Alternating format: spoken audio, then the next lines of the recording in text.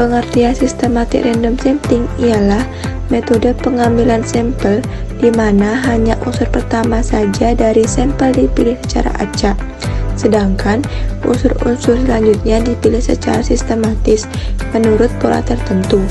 Langkah awal adalah memilih titik awal secara acak, lalu sampel dipilih pada setiap interval tertentu, misalnya setiap jarak ke 10.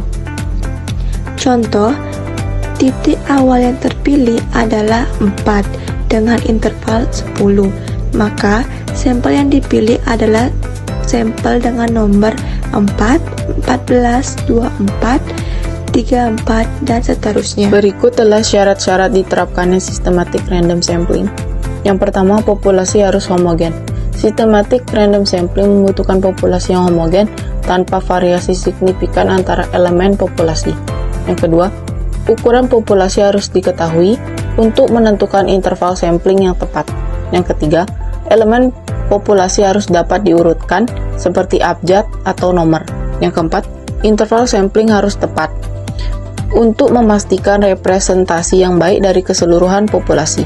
Yang kelima, tidak ada pola dalam data. Pola dalam data menyebabkan systematic random sampling tidak menghasilkan sampel yang representatif. Yang keenam adalah sampel harus cukup besar.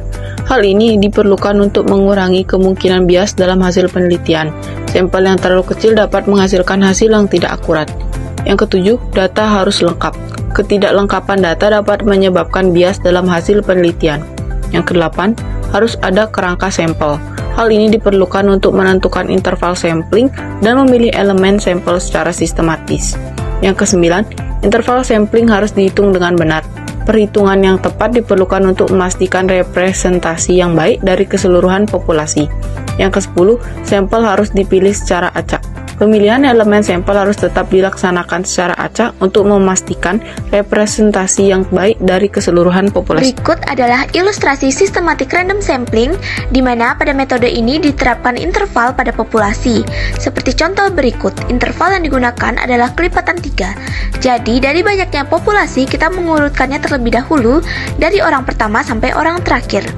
Lalu untuk memilih sampel kita memulai dari orang pertama, selanjutnya kelipatan 3 yaitu orang keempat, lalu orang ketujuh, dan seterusnya sampai kita mendapatkan jumlah sampel yang kita inginkan.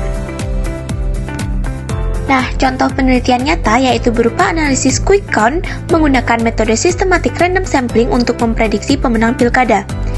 Salah satu peranan penting dalam akurasi dan presisi hasil quick count adalah penentuan sampel dari setiap kecamatan.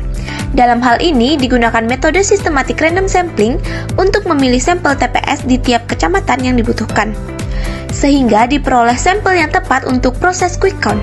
Dan penelitian ini juga menggunakan bantuan aplikasi PHP MySQL dalam menganalisis proses quick count.